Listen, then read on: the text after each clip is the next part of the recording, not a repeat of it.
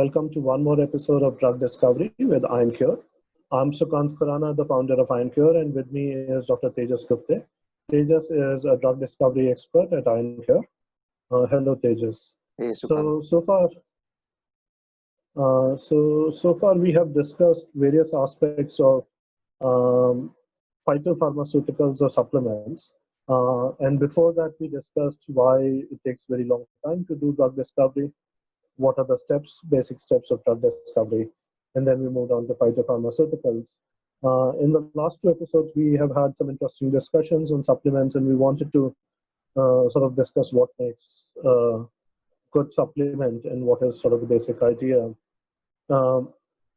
behind it. Tejas, can you start with what are, I guess, let's say some bad practices in supplements? What gives it bad name? Right. I think there are two different issues with supplements that can give it a bad name, right? One is, of course, at the end of the producer. So when you're making a supplement, how stringent are your quality control checks? Have you tested it for the presence of heavy metals or not? Is your sourcing consistent? Do you even know what the active component in your supplement is? And do you have assays for it? Right? Because say there is a plant and that plant extract is effective against, let's say, general body ache, but maybe there's one compound there which is, or a few compounds there which are doing that.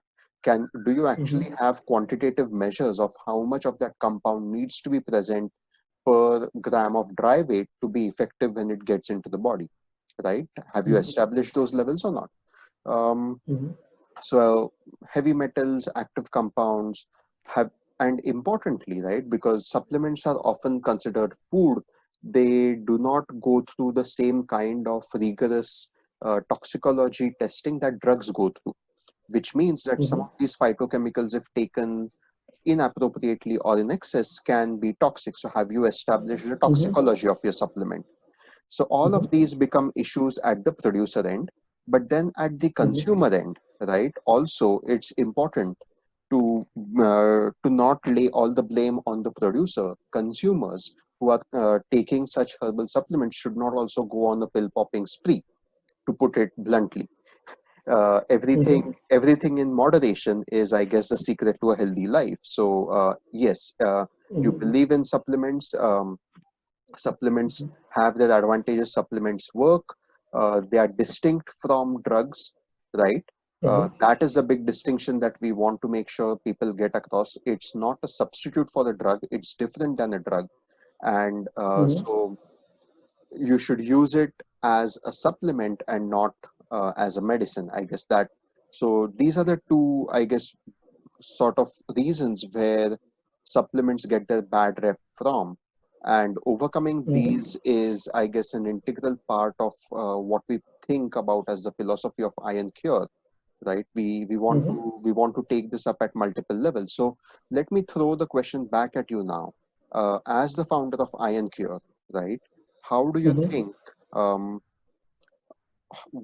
think we can improve on supplements? There can be multiple ways to improving on supplements, but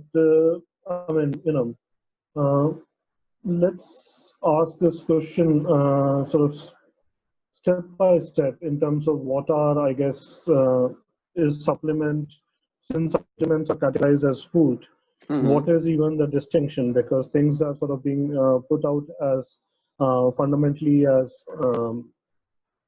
from legal point of view, they are being put out as food, but they're essentially pills, right? And even food can have several side effects. So if you were to take something from a Araceae family, it has a very high amount of calcium oxalate crystals, raphides, and it can cause several health issues, including stones in kidney and unpleasant eating experience. If you consume common okra or ladyfinger, you can have a very gooey gelatinous substance and will not taste well. So you have to do pre-processing of the food in these two excellent food sources. So similarly in supplement, you have to do a lot of things. Now coming to supplement, I think what is really, really needed is to have better safety. To have better safety, you need to have a panel, which so there is no regulation right now, or there's hardly any regulation. But you need to have a complete in silico panel. You need to have testing in animal models. You need to have human organoids, and you need to have efficacy testing if you're making a claim. If you're not making a claim, at least all the safety testing. Absolutely. And I do believe that the idea that supplements are food, it is a perfectly good idea. But then new food also should go through that. For example, there are wonderful foods across the globe, and we, especially living in Western Hemisphere or in urban areas of even developing countries, we are exposed to very limited variety of food sources. 20, 30 food sources make all of the food that we consume. And globally, our demands are met by 200 or 300 species. But if you really start going into each sort of different region, there is a lot of diversity out there. So, essentially all these testing is required. Second thing is make sure, what we want to absolutely make sure is the sourcing, that there is reliability all the time. There is testing of heavy metal. There is quality, so the active ingredients are the same. You're collecting in the right season. Supplements also need extracts in the right way. So if you're extracting things in a wrong way, for example, you're blindly going through everything being hydroethanolic extract, while the traditional medicine says, let's bring it out in form of acetic acid, or you have to do it after processing it through heat. So knowing traditional medicine, knowing modern science, and putting it all together is the way to go. So it's a combination of traditional knowledge and modern science is what is needed to make a healthy supplement, so that one is ensuring good quality. There is a lot of scope. This is an excellent work which can improve longevity in the Western Hemisphere. It can provide livelihood to people in various developing countries. It's a win-win proposition to make good supplements. But I think there is very less of good supplement work out there than it can be. Right. And I think continuing from what you touched on, right? You touched on longevity in supplements and or coming from supplements. So I guess I'm going to catch on that thread and ask you. So how exactly, how exactly do you see developing supplements to enhance human longevity? So that's a very loaded question, but I am a big advocate of longevity. I'm not sure if immortality or transhumanism we have reached there, but definitely we have pushed the lifespan from being a human average of 40s or 50s to 80s in developed world. I think pushing it to 100 or 150 as average lifespan is not science fiction. It should be possible in the next 5, 10 years or 20 years. There are several issues. We have previously also discussed that there is a lot of biological knowledge, but it's not systematized. You can't extract things, so systematizing all the knowledge is useful. So in terms of supplements, we should have knowledge of every single plant, their medical benefits, and that is something we are working on. We are running a marathon project on that. Huge citizen science initiative. Anyone with science degree who's interested in working with us can join this project of putting together all the information about all the plants in one place. Right. But in addition to sort of this information, what one needs to do is to obviously think about various other parameters of what causes aging, right? Yes.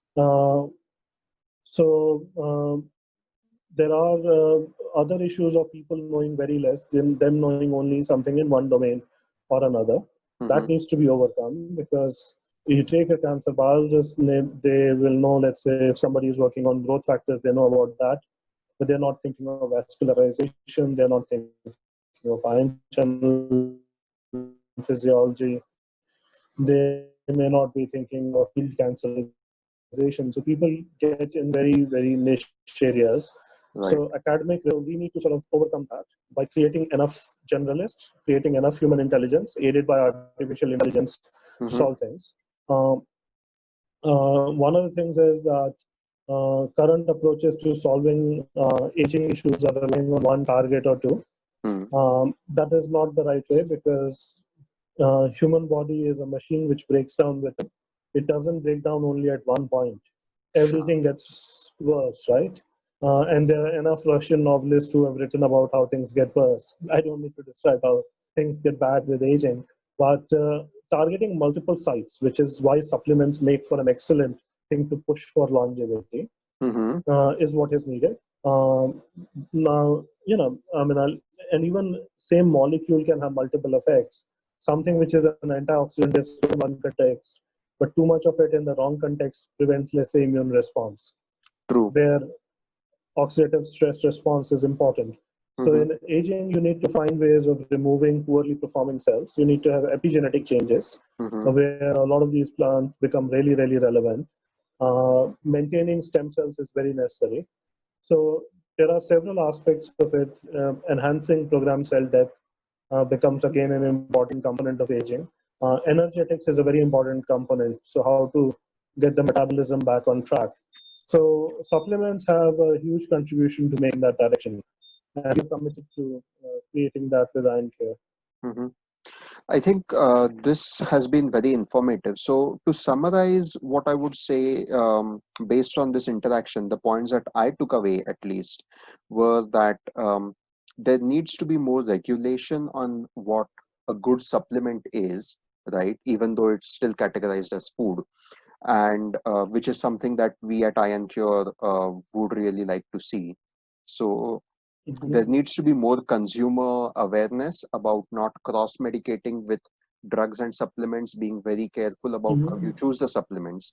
At the producer end, there needs to be, and we at IonCure will take care of this, which is to source the appropriate compounds, or to source the appropriate plants in the appropriate season, make sure that they are not contaminated with heavy metals, try and see if we can also focus on not just knowing what the active component is, but making sure it is at the right level. So these are things that we discussed, right? And then because of all these things, because it can have multiple targets, supplements would make one of the first things that supplements could help ensure is not just a healthy lifespan, but a healthy and prolonged lifespan. So increasing longevity. Absolutely. Right. And to achieve all of this, we want to not just continue working as biologists in silos, but rather we want to get rid of these silos. There should be a generalization of biology, but the knowledge should also be systematized with application of both human and artificial intelligence, right? And I think this summary brings me to the opportunity, or rather gives you the opportunity to tell our viewers what our mission at IonCure is, and take it from there. Yeah, so we at IonCure put a premium on people's health. We are not about profits. Profits are incidental to doing good work. So it's all about services. We are there to help people who are in need, and especially during this time of pandemic, really we are just thinking of how can we help people everywhere across the globe. So mission also involves getting people, training people, and getting them involved in citizen science. So in fact, a lot of systematization of this plant-based knowledge that we are doing it with help of a large number of volunteer scientists. So if you're interested in joining us and working for health rather than profits, you can reach out to our website www.ioncureRx.com, ioncurerx.com, and feel free to contact us. We are here to help people, and I'll just give you one small example while Tejas has summarized it beautifully. So, for example, without naming any of the competitors or anything, I'll tell you that people put in small adjuvants and other things in supplements like calcium carbonate just to get the price lower, right? Just to get their profits of half a dollar, 50 cents more on a single bottle. I would rather make 50 cents less and serve humanity better. There are better alternatives, right? There are things like carboxymethyl cellulose as adjuvants, which don't cause the damage that calcium carbonate causes. And then there are variety of other things that you can do properly. You can actually make the right combinations, which we had discussed last time, like making black pepper and turmeric combination, so that curcumin gets better absorbed because of pipeline. You can listen to traditional medicine practitioners better, and instead of just after listening to them just releasing things out in market, do as much testing as you will do for modern medicine. Make sure that nobody is harmed, right? That has to be the philosophy of any good company, any ethical company, that do no harm. That has to be the underlying philosophy. And towards that commitment, we are not a publicly traded company. We will never be a publicly traded company. Whatever be the demands of our expansion, so that we can work on our principles.